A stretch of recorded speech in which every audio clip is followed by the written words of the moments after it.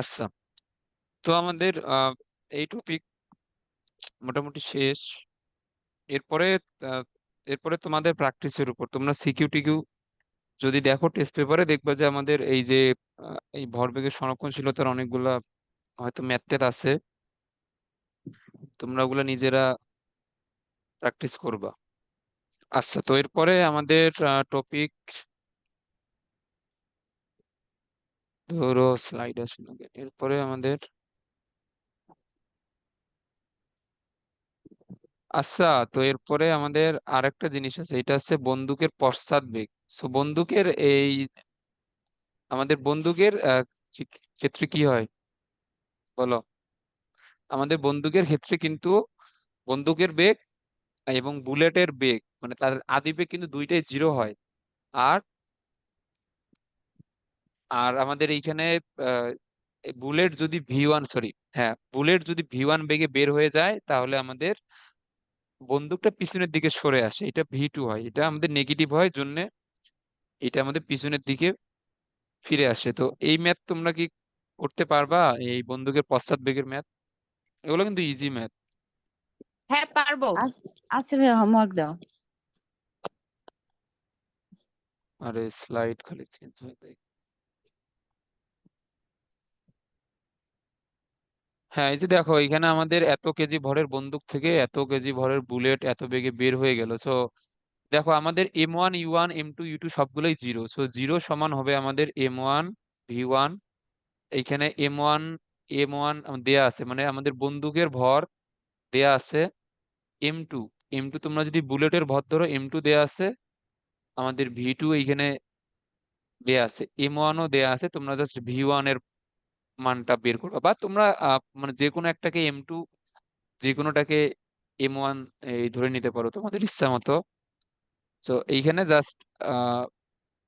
Just বন্দুকের বেগটা বের করবা সেম ভাবে এইখানে।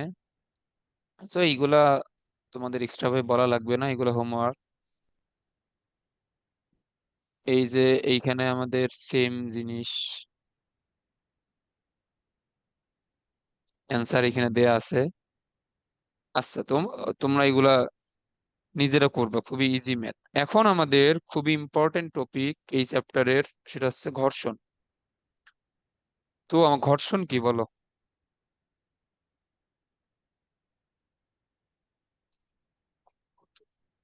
এইটা এই চ্যাপ্টারের অন্যতম ইম্পর্টেন্ট একটা টপিক, এটা খুব ভালোভাবে পড়তে হবে। সো আমি ঘর্ষণ বা ফ্রিকশন,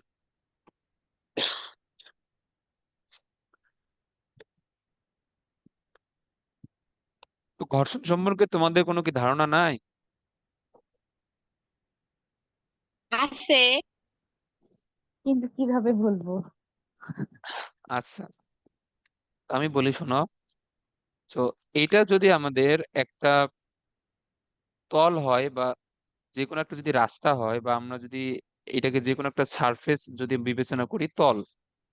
সো এই তলের উপর দিয়ে যদি কোনো একটা বস্তু যদি সামনের দিকে যদি গতিশীল হয় অথবা পিছনের দিকে যদি গতিশীল হয়, মানে যে কোনো দিকেই সে যদি গতিশীল হয়, এই যে তলের উপরিতল, মানে আমাদের এইখানে আমাদের যে সারফেসটা আছে বা আমাদের যে রাস্তাটা আছে, এটা হচ্ছে তলের উপরিতল, এবং আমাদের যে বস্তুটা চলমান ওই বস্তুর নিম্নতল। So, এই দুইটা তলের মধ্যবর্তী জায়গায় একটা বল কাজ করে, এই যে এই জায়গাটাতে। সো এই যে একটা বল আমাদের কাজ করে, সো এই বলটা আমাদের কোন দিকে কাজ করে বলো?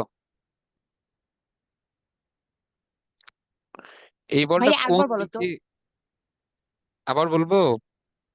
হ্যাঁ, আরেকবার বলো। আচ্ছা, তো এইটা আমাদের একটা তল, মানে তল বলতে তোমরা তো আবার এই কনফিউজ হয়ে যাবে। ধরো যে আমাদের এইটা একটা রাস্তা আর কি। তো এই রাস্তার উপর দিয়ে যে কোনো একটা বস্তু চলতেছে, সেটা সামনের দিকে চলতে পারে অথবা পিছনের দিকে চলতে পারে, মানে তার যেই দিকে ইচ্ছা চলতেছে। তো এই বস্তুটার মানে যে অংশটা রাস্তার সাথে লেগে থাকবে, ওই অংশটা এবং রাস্তার মধ্যে একটা বল কাজ করে। তো এই বলটা হচ্ছে আমাদের মূলত ঘর্ষণ বল, এবং এই ঘর্ষণ বলটা বস্তুটা যেই দিকে চলবে সবসময় তার বিপরীত দিকে কাজ করে। তো ধরো তোমরা তোমাদের রুমের মধ্যে দরজা জানালা সবকিছু বন্ধ, ফ্যানও বন্ধ, তো কোনো ধরনের বাতাসের বাধা নাই বা অন্য কোনো ধরনের বাহ্যিক বল নাই। তোমরা যদি একটা বল অথবা এই কলমকে তোমরা যদি হাত দিয়ে যদি টোকা দাও, সে কি এই রুমের এই মাথা থেকে ওই মাথা যায়? যায় না। মানে যায়, তোমরা যদি অনেক জোরে যদি টোকা দাও। এবং আমরা জড়তার সূত্র পড়ছিলাম যে একটা বস্তু যে বেগেই গতিশীল থাক না কেন, যদি কোনো বাহ্যিক বল ক্রিয়াশীল না থাকে, তাহলে ওই বস্তুটা আজীবন ওই বেগেই চলতে থাকবে। কিন্তু তোমরা যদি আস্তে করে একটা একটা বলকে যদি টোকা দাও, ও তো অল্প একটু দূরত্ব গিয়ে থেমে যায়। তো এই জিনিসটা কেন হয়? অথবা তোমরা যদি কোনোদিন সাইকেল চালাও, তো সাইকেল চালালে ধরো যে তুমি সাইকেলে পেডেল মারা ছেড়ে দিলা অথবা ব্রেকও তুমি করো নাই, সাইকেলটা কি আজীবন চলতে থাকে? না। সো সাইকেলটা কেন থেমে যায়? মানে এই তুমি যদি ব্রেকও না চাপো বা পেডেলও যদি না মারো বা বাহ্যিক কোনো বল নাই, কেউ কেউ তোমার সাইকেলটা পিছন থেকে টেনেও এই রাখে নাই, তাহলে সাইকেলটা কেন থেমে যায়? ঘর্ষণ বলের কারণে। হ্যাঁ, ঘর্ষণ বলের কারণে। তোমার সাইকেলটা যেদিকে যাবে, সো আমরা যদি এইটা যদি আমাদের সারফেস হয়, সো এই বস্তুটা যদি সামনের দিকে যায়, তাহলে আমাদের ফ্রিকশন ফোর্স এটাকে এস দ্বারা প্রকাশ করা হয়। সো এইটা আমাদের গতির বিপরীত দিকে কাজ করে। তো এটা এটা লিখে নাও, আমাদের ঘর্ষণ বল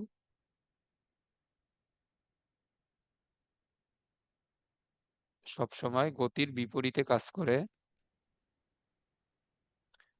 এবং ওই তো বললাম যে তোমাদের আমাদের বাইরে তাও তো বাতাসের বাধা আছে, রুমের মধ্যে তো কোনো বাতাসের বাধা নাই, কিছু নাই, তোমরা তো বাইরে থেকে কোনো বল প্রয়োগ করতেছো না, তারপরও এই যে আমাদের একটা বল বা কলম বা অন্য যে কোনো বস্তু কিন্তু একটু এই দূরত্ব যাওয়ার পর থেমে যায়, এটা হচ্ছে আমাদের মেঝে এবং ওই বস্তুর মধ্যে ঘর্ষণ বলের কারণে।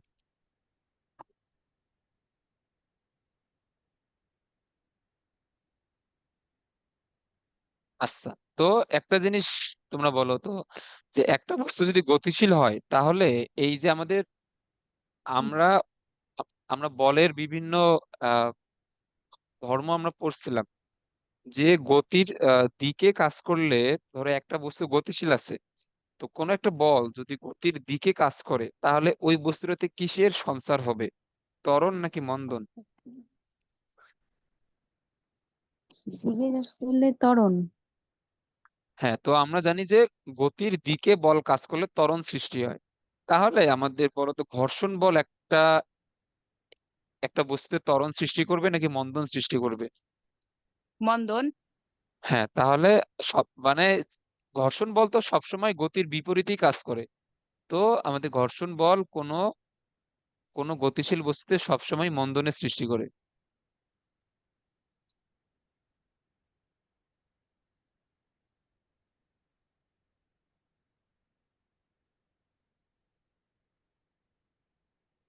মন্দনের সৃষ্টি করে।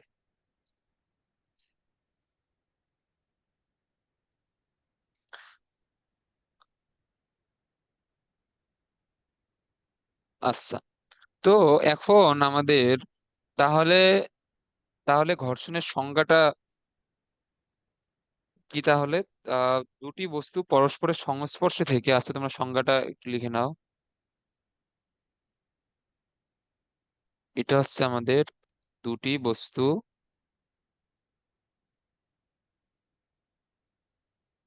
পরস্পরের সংস্পর্শে থেকে যদি একের উপর দিয়ে অপরটি চলতে চেষ্টা করে, যদি একের উপর দিয়ে অন্যটি চলতে চেষ্টা করে,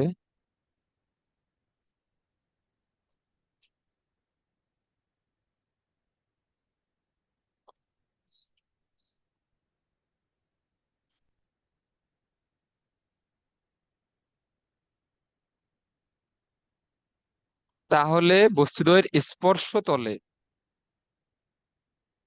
এই যে আমাদের আমাদের ঘর্ষণ বলটা কিন্তু সবসময় তাদের দুইটার স্পর্শ তলে, মানে তারা যে তলে আহ একটার সাথে আরেকটা সংস্পর্শে থাকে বস্তুদ্বয়ের স্পর্শতলে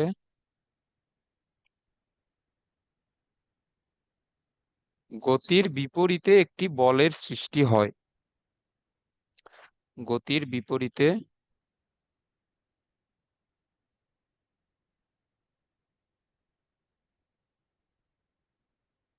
একটি বলের সৃষ্টি হয়, একে একে ঘর্ষণ বল বলে। তোমরা এটা লিখে দিও, বাকিটা একে ঘর্ষণ বল বলে। লিখছো? এটা লিখছো? হ্যাঁ, হ্যাঁ আচ্ছা, লিখছি। এরপরে আমাদের, আচ্ছা দাঁড়াও, এই এই পেজে তাহলে আরো একটা জিনিস লিখে দেই। এরপরে আমাদের আমাদের ঘর্ষণ বল মূলত 4 প্রকারের হয়। তো এটা এটিকে লিখে নাও। আমাদের ঘর্ষণ বল হচ্ছে 4 প্রকার।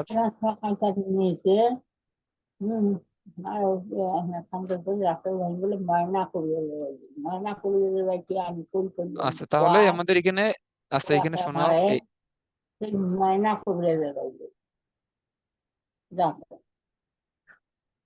তো আমাদের ঘর্ষণ বল হচ্ছে 4 প্রকার। একটা হচ্ছে স্থিতি ঘর্ষণ,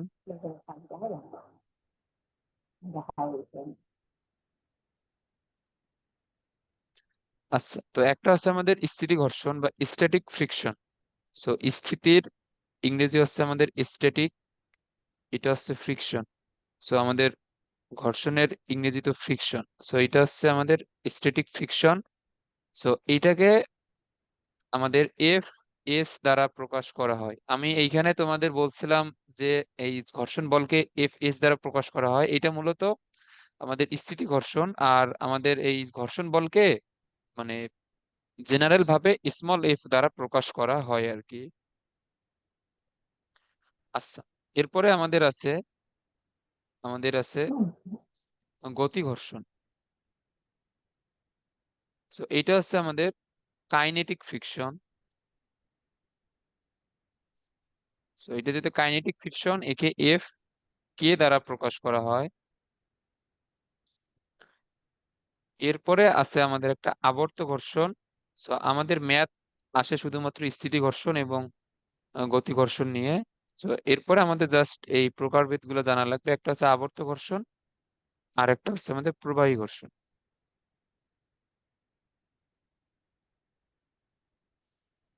তো আবর্ত ঘর্ষণ হচ্ছে রোলিং ফ্রিকশন, আর আমাদের প্রবাহী, এটা হচ্ছে আমাদের রোলিং ফ্রিকশন। আর এটা আমাদের এই প্রবাহীর ইংলিশ হচ্ছে ফ্লুইড। সো এটা হচ্ছে আমাদের ফ্লুইড ফ্রিকশন। সো এই 4টা এই প্রকারভেদ আমাদের জানা লাগবে। তবে আমাদের মূল এই পড়াশোনা হচ্ছে স্থিতি ঘর্ষণ এবং গতি ঘর্ষণ নিয়ে। আচ্ছা, তো এখন এই জিনিসগুলো কি এইগুলো আমাদের নাম দিয়েই মূলত ক্লিয়ার হওয়া উচিত। তো 100 টাকা একটা লুঙ্গি বস্তু স্থির করে থাকা অবস্থায় একটা, আচ্ছা তোমরা তোমরা একটু ক্লাসে মনোযোগ দাও, আর এখানে কোনো সাউন্ড হলে একটু মিউট করে রাখো।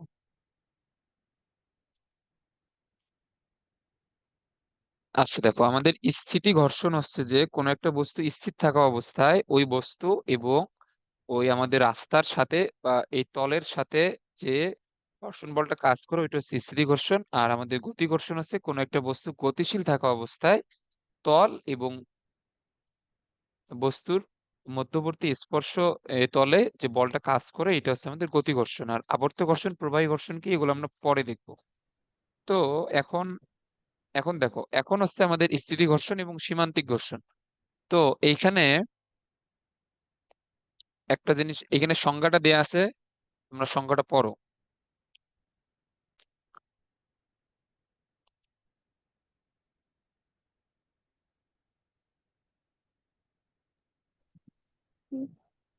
কোন তলের উপর অবস্থিত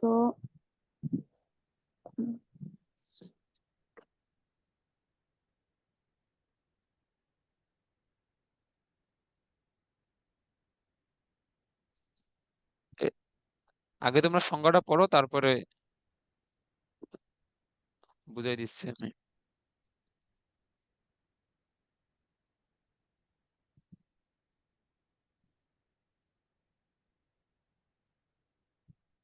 আচ্ছা, তো এখানে আমাদের সংজ্ঞায় আমাদের কি বলছে, কোন তলের উপর অবস্থিত কোন বস্তুকে গতিশীল করার জন্য যে বল প্রয়োগ করলে বস্তুটিতে গতি সঞ্চার হওয়ার উপক্রম হয়, সে সময় বস্তুদের মধ্যবর্তী আপেক্ষিক গতিকে বাধাদানকারী ঘর্ষণ বলের মানকে সীমান্তিক ঘর্ষণ বল বলে। আচ্ছা শোনো, এইখানে আমাদের একটা, এই চিত্রের মধ্যে খেয়াল করো, একটা বস্তু আমাদের স্থির অবস্থায় আছে। তো একটা বস্তু স্থির অবস্থায় থাকলে যদি বস্তুটার ভর যদি অনেক বেশি হয়, এই এই কথাটা ভালোভাবে শুনবা, এটা বুঝতে হবে ভালোভাবে। তো একটা বস্তু স্থির অবস্থায় আছে, আহ তার ভর যদি একটু বেশি হয়, তো ওই বস্তুটাকে যে অল্প একটু বল প্রয়োগ করলে তো সে শুরুতেই গতিশীল হবে না, তাকে ধীরে ধীরে বলের পরিমাণ বৃদ্ধি করতে হবে। সো বলের পরিমাণ বৃদ্ধি করতে করতে এক সময় গিয়ে ওই বস্তুটা গতিশীল হবে। শুরুতেই বল প্রয়োগ করলে গতিশীল হবে না যদি বস্তুটার ভর একটু বেশি হয়। তো একটা জিনিস খেয়াল করো, মানে আমরা বল প্রয়োগ করতে করতে এমন একটা বল প্রয়োগ করলাম যে বস্তুটা মাত্র চলতে শুরু করলো। এই এই এই কথাটা ভালোভাবে বুঝবা, যে মাত্র চলতে শুরু করলো, তার মধ্যে গতির সঞ্চার হইছে মাত্র। তার মানে সে চলতে শুরু করবে ওই অবস্থায়, মানে সে চলা শুরু করে নাই, চলতে শুরু করবে এই অবস্থায় ওই বস্তু এবং ওই যে তলের উপর বস্তুটা আছে তাদের মধ্যে যে ঘর্ষণ বল, ওই বলটাকে আমাদের বলা হচ্ছে সীমান্তিক ঘর্ষণ বল। বুঝছো?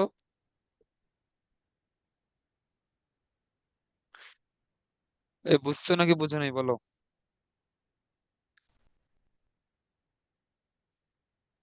হ্যাঁ, বুঝছি ভাইয়া। হ্যাঁ, বুঝছি। আচ্ছা, তো এইখানে আমাদের যে কোনো একটা বস্তুর তো ভর আছে। তো আমরা জানি ভরের জন্য ওজন বা আমাদের পৃথিবীর কেন্দ্রের দিকে যে আকর্ষণ বল, এটা এমজি, সবসময় নিচের দিকে কাজ করে।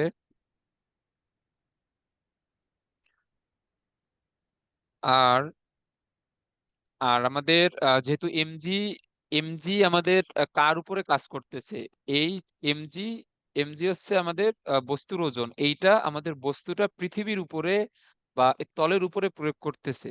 আর নিউটনের তৃতীয় সূত্র অনুযায়ী তলও অবশ্যই বস্তুর উপর একটা প্রতিক্রিয়া বল প্রয়োগ করবে, এটা হচ্ছে আর, এটা আমাদের কি, এটা হচ্ছে আমাদের তলের প্রতিক্রিয়া বল।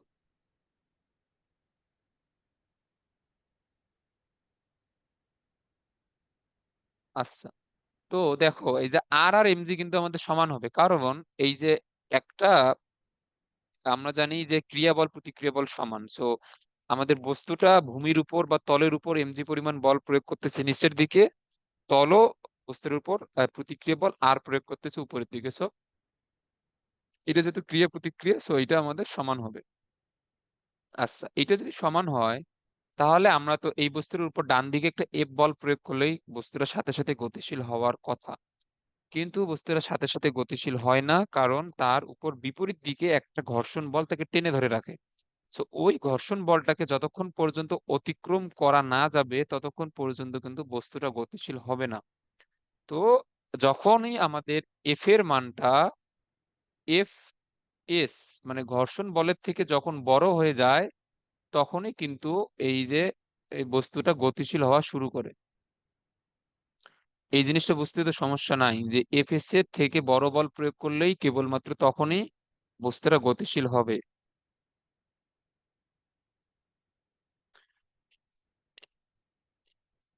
এ এইসব বুঝতে কোনো সমস্যা আছে?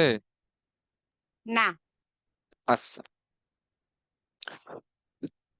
তো মানে ওই তো বললাম যে জাস্ট এইখানে আমাদের এই এফ এর মানটা বড় হলে তো বস্তুটা চলতে শুরু করবে, বাট এই যে আমাদের এই বস্তুটা চলা চলা ভাব কখন হবে, যখনই F is equal to F S হয়ে যাবে, সরি এখানে এফ এস, যখনই আমাদের এফ এর মানটা ঘর্ষণ বলে সমান হয়ে যাবে, তখনই বস্তুটা মাত্র চলতে শুরু করবে, আর একটু বেশি বল প্রয়োগ করলেই সে গতিশীল হয়ে যাবে। তো ওই যে চলতে শুরু করার মোমেন্টে যে যে ঘর্ষণ বলটা, ওইটাকে বলা হচ্ছে সীমান্তিক ঘর্ষণ। তো এখানে সংজ্ঞা আহ দেয়া আছে, তোমরা এটা লিখে নিও। আর এই জিনিসটা বুঝতে পারছো? হ্যাঁ। তো আমাদের আর তাহলে আমাদের স্থিতি ঘর্ষণ কি? স্থিতি ঘর্ষণ হচ্ছে বস্তুরা যতক্ষণ পর্যন্ত স্থির আছে, স্থির থাকা অবস্থায় যে যে ঘর্ষণ বলটা ওইটাই হচ্ছে মূলত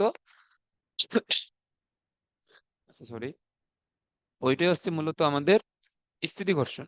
তো একটা জিনিস তোমরা বলো যে আমাদের বস্তুরা যতক্ষণ পর্যন্ত স্থির থাকতেছে ওইটাই হচ্ছে আমাদের স্থিতি ঘর্ষণ, আর চালু হওয়ার মুহূর্তে যে ঘর্ষণ এইটাই হচ্ছে মূলত আমাদের সীমান্তিক ঘর্ষণ।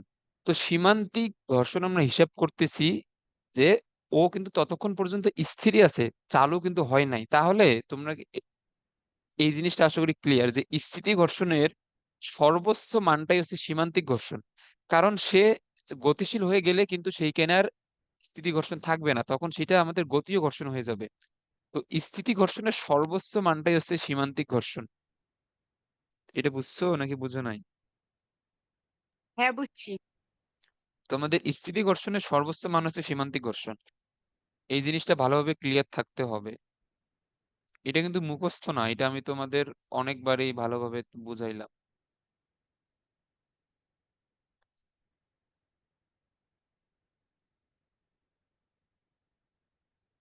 স্থিতি ঘর্ষণের আমাদের সর্বোচ্চ মান হচ্ছে সীমান্তিক ঘর্ষণ।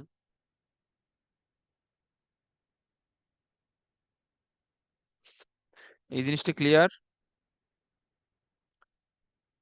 হ্যাঁ। আচ্ছা, তাহলে আমাদের এইখানে আরেকটা জিনিস, তাহলে আমাদের স্থিতি ঘর্ষণের আমাদের সর্বোচ্চ মান সীমান্তিক ঘর্ষণ যেহেতু, তাহলে আমাদের আরেকটা জিনিস লিখতে পারি যে স্থিতি ঘর্ষণের মান আমাদের 0 থেকে সীমান্তিক ঘর্ষণ পর্যন্ত হইতে পারে।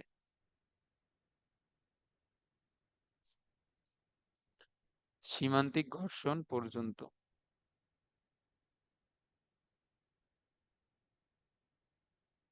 আচ্ছা, যদি এগুলো যদি বুঝে থাকো তাহলে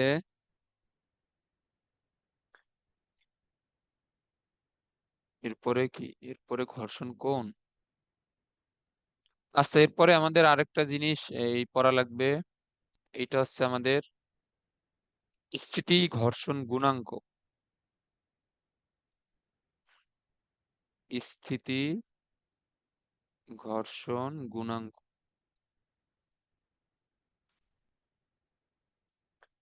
আচ্ছা, তো স্থিতি ঘর্ষণের এটা হচ্ছে আমাদের স্থিতি ঘর্ষণের সীমান্তিক মান, মানে সীমান্তিক ঘর্ষণ। দেখো, স্থিতি ঘর্ষণের সীমান্তিক মান বলতে কি, মানে সর্বোচ্চ মানটাই হচ্ছে আমাদের সীমান্তিক মান। এটা হচ্ছে আমাদের সীমান্তিক ঘর্ষণ বলে এটাকে। সো স্থিতি ঘর্ষণের সীমান্তিক মান বা সর্বোচ্চ মান ও অভিলম্বিক প্রতিক্রিয়ার অনুপাত।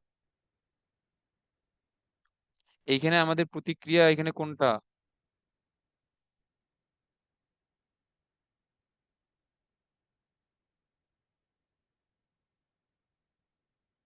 তো অভিলম্বিক প্রতিক্রিয়ার অনুপাতকে, আচ্ছা সরি, অনুপাতকে আমাদের স্থিতি ঘর্ষণ গুণাঙ্ক বলে। তো এটা তোমরা লিখে নিবা, এটাকে মিউ এস দ্বারা প্রকাশ করা হয়।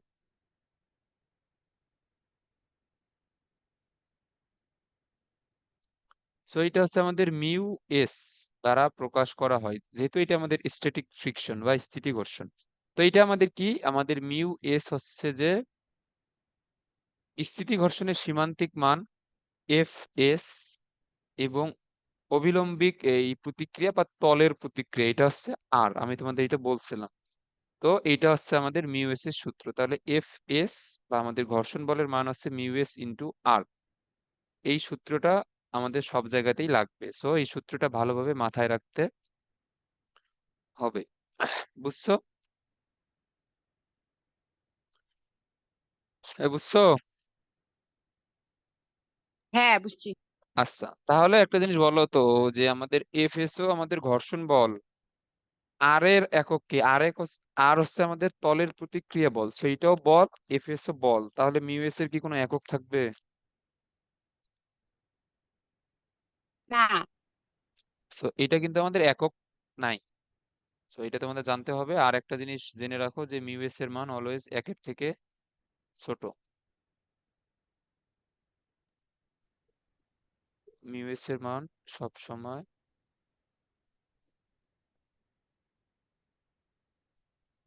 এক থেকে ছোট এবং কোনো একক নাই, এবং এটা হচ্ছে আমাদের এককহীন। সো এটা কেন এককহীন? কারণ এটা দুইটা বলের অনুপাত, জন্য এর কোনো একক নাই। তো একক না থাকলে কোনো মাত্রাও থাকবে না। আচ্ছা, তো তাহলে এখন আমরা এই যে মিউ এস যেহেতু আমাদের একটা এই গুণাঙ্ক, সো আমরা এইখান থেকে যেহেতু আমরা যদি মিউ এস কে যদি ধ্রুবক ধরি, যেহেতু মিউ এস আমাদের একটা গুণাঙ্ক, so তাহলে আমাদের এফ এস আমাদের কার সমানুপাতিক হয়ে যায়? এফ এস আমাদের আর এর সমানুপাতিক হয়ে যায়। তো এটা আমাদের যখন মিউ এস কে আমরা যদি ধ্রুবক যদি ধরে নেই,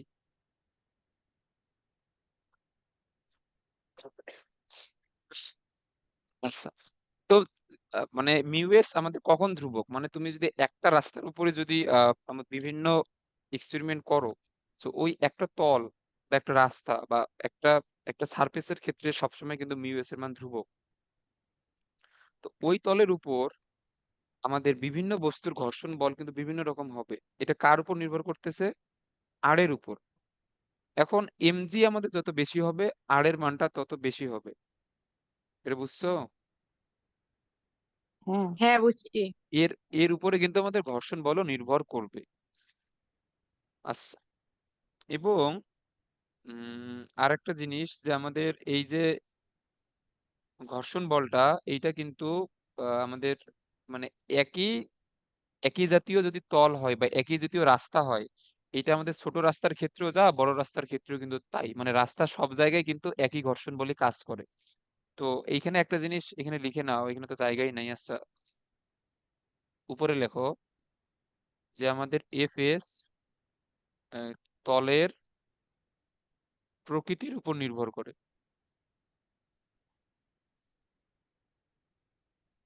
মানে আমাদের সারফেসটা কেমন বা তলটা কেমন বা রাস্তাটা কেমন। যেমন তোমাদের পিচ রাস্তায় ঘর্ষণ বল একরকম হবে, মেঝেতে একরকম হবে, টাইলসের উপর আরেক রকম হবে, তারপর মাটিতে আরেক রকম হবে, বালির মধ্যে আরেক রকম হবে। সো এইগুলা তলটা কিরকম তার উপর নির্ভর করতেছে, তলের ক্ষেত্রফলের উপর না।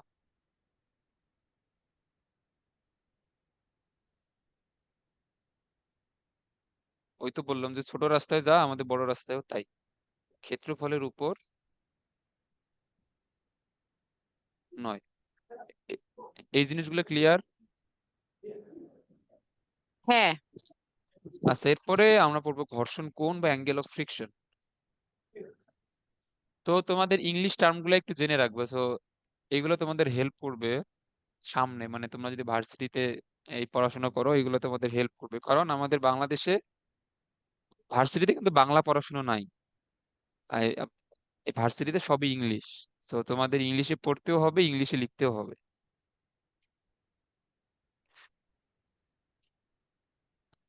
ওই জন্য আমাদের ফিজিক্স, কেমিস্ট্রি, ম্যাথের ইংলিশ টার্মগুলো জেনে রাখবা, এগুলো তোমাদের জন্য হেল্পফুল হবে সামনে। তো আমাদের ঘর্ষণ কোণ বা অ্যাঙ্গেল অফ ফ্রিকশন, দেখো এখানে সংজ্ঞা আমাদের দেয়া আছে, সংজ্ঞাটা পড়ো। সংজ্ঞা পড়লেই বুঝতে পারবা।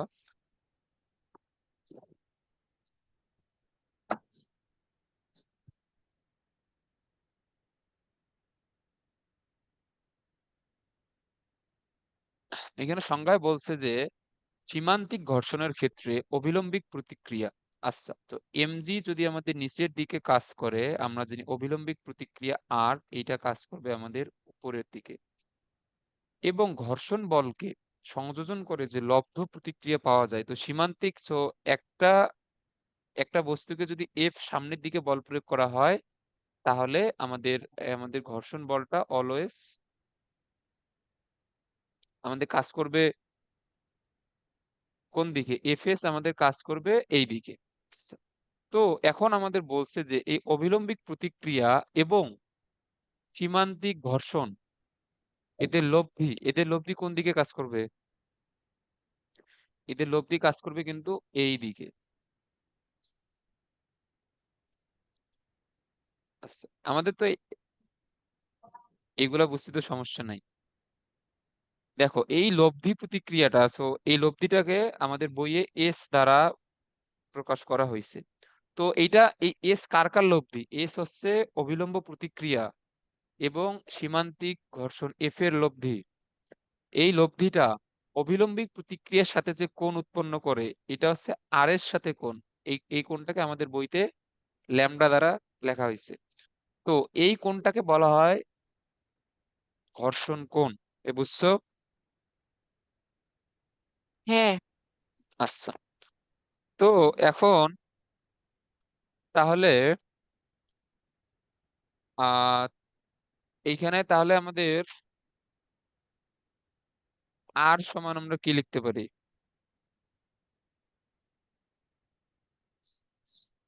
ঘর্ষণ কোণ এবং স্থিতি ঘর্ষণ গুণাঙ্কের মধ্যে সম্পর্ক, তাহলে এস যদি আমাদের এইদিকে হয় তাহলে আর এর দিকে এস এর উপাংশ কি হবে বলতো?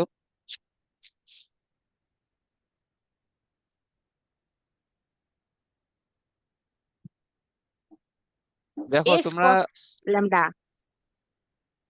হ্যাঁ তাহলে আমাদের এইদিকে হবে এস কস ল্যামডা। আচ্ছা, তো এস আমাদের কি? এস হচ্ছে আমাদের আর এবং এফ এস এর লব্ধি। তো আমরা যখন লব্ধি নিব তখন আমাদের কি আর এবং এফ এস কে কি আমাদের এই বিবেচনায় রেখে লাভ আছে? এস তো আমাদের এই দুইটা লব্ধি, সো দুইটা মিলে তো আমাদের লব্ধি হয়ে গেল। সো আমরা যখন লব্ধিটা কাউন্ট করব তখন আমাদের মূল ভেক্টর এই এই দুইটাকে কাউন্ট করার দরকার নাই, এগুলো আমরা ভেক্টর থেকে জানি। তাহলে একটা জিনিস বলো, তাহলে এখন এইখানে আমাদের অবিলম্ব প্রতিক্রিয়াটা কার সমান হচ্ছে বলো তো?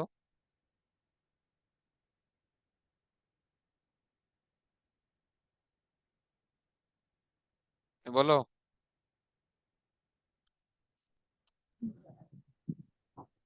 বলো। এস কস ল্যামডার সমান। হ্যাঁ, এটা হচ্ছে এস কস ল্যামডা সমান। তোমরা কি আমার কথা বুঝতে পারো নাই? আমরা এইখানে আর এবং এফ এস এর লব্ধি নিলাম এস।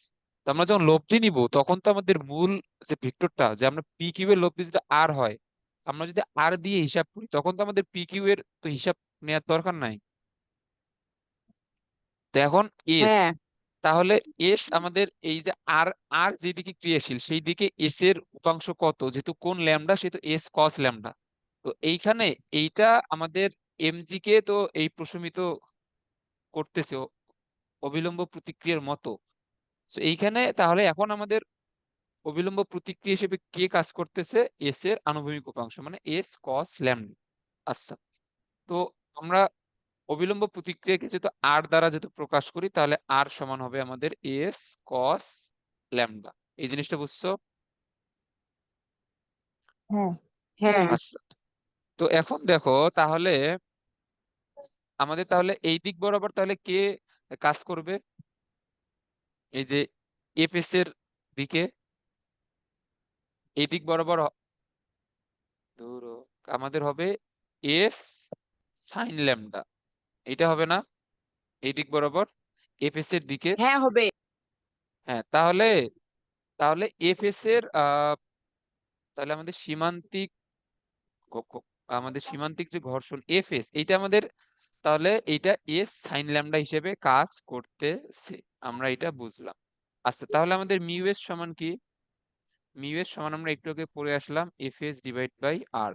তাহলে এফ এস সমান হচ্ছে এস ইন্টু সাইন ল্যামডা, আর এইটা হচ্ছে এস ইন্টু কস ল্যামডা আর এর মান।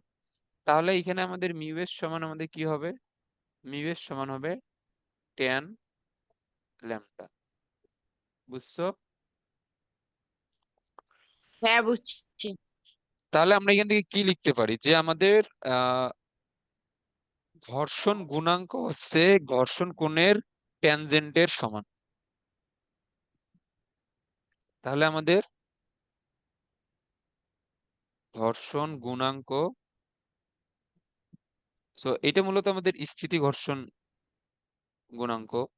সো স্থিতি ঘর্ষণ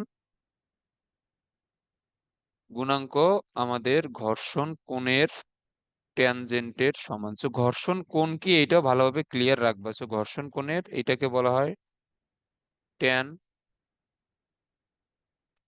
জেন্ট, ট্যানজেন্টের সমান। ট্যানজেন্ট মানে হচ্ছে ট্যান থিটা। এটা বুঝছো? সহজ জিনিস। তো এগুলো দিয়ে আমাদের ম্যাথ হ্যাঁ আসবে। বুঝছি। আচ্ছা, এরপরে আছে আমাদের স্থিতিকোণ বা নিশ্চল কোণ। So angle of repose. So এইটার সংজ্ঞা পড়ো।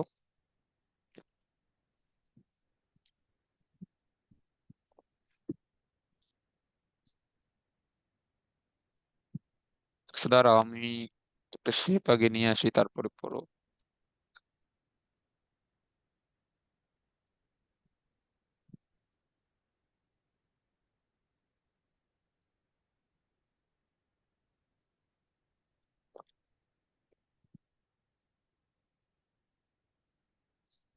পড়ছো সংজ্ঞা?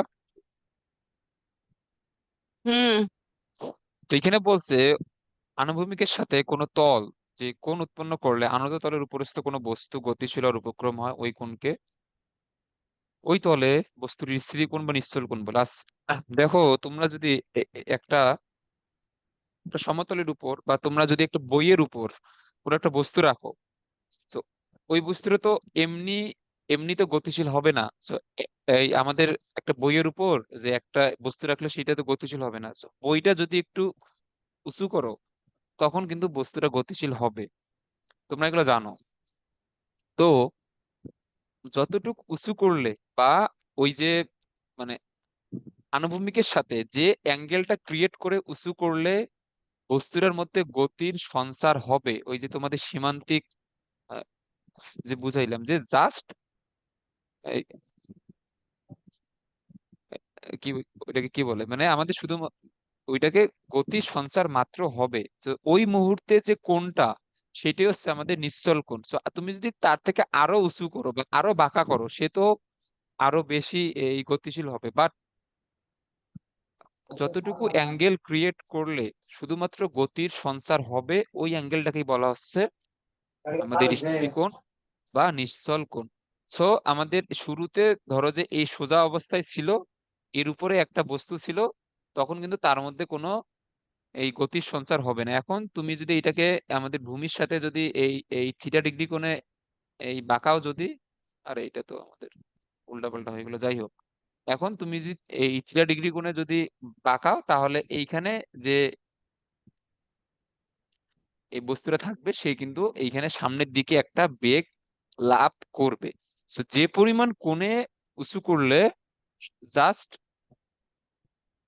এই গতিশীল হওয়া শুরু করবে, ওই কোণটাকে বলা হচ্ছে স্থিতি কোণ বা নিশ্চল কোণ। তো এর কনসেপ্টের সাথে আমাদের সীমান্তিক ঘর্ষণের ওই আমাদের থিওরির মিল আছে। তো এখন আমরা এইখানে এখন আমাদের এখানে ভেক্টর লাগবে এই জিনিসটা পড়ার জন্য। সো তোমাদের ভেক্টর যদি ক্লিয়ার থাকে তোমরা এটা বুঝবা, আর ভেক্টর ক্লিয়ার না থাকলে কিন্তু আমার কিছু করার নাই। আমি তোমাদের অনেক আহ, সুন্দরভাবে ভেক্টর শেষ করাই দিচ্ছি। আচ্ছা, দেখো, এখন আমরা আমরা ধরে নিই যে এইখানে আমাদের বস্তুটা আছে। এটা হচ্ছে আমাদের এম ভরের একটা একটা বস্তু। তো এই বস্তুটার ওজন কোন দিকে কাজ করবে? এই বস্তুটার ওজন কিন্তু অলওয়েজ এই যে আমাদের নিচের দিকে, এইটা হচ্ছে এম জি। আচ্ছা, তো আচ্ছা দাঁড়াও আমি এখানে দুইটা রেখা আঁকি। তো এইটা ওজন যেহেতু আমাদের বাঁকাভাবে ক্রিয়াশীল, তো আচ্ছা এটা এইখানে দেই, আর একটা হচ্ছে এর সাথে লম্বভাবে এই দিকে। তো এই কোণটা যদি থিটা হয়, সেইটা একটু উপরে হয়ে গেছে না? আচ্ছা দাঁড়াও, এটা একটু মিশাই দিই, তাহলে তোমাদের বুঝতে সুবিধা হবে। আর এর এর বেশি সময়ও নাই। আচ্ছা দাঁড়াও আমি এর মধ্যে এটা আঁকাই ফেলে। সো আমাদের ওজন হচ্ছে এই পয়েন্ট থেকে, আরে ধর এটা বারবার পাকা হয়ে যাচ্ছে, এমজি। একটা হচ্ছে এর সাথে লম্ব ভাবে, আর একটা হচ্ছে আমাদের এই। আচ্ছা দাঁড়াও আমি তোমাদের একটা নিউ লিঙ্ক দিচ্ছি, এটা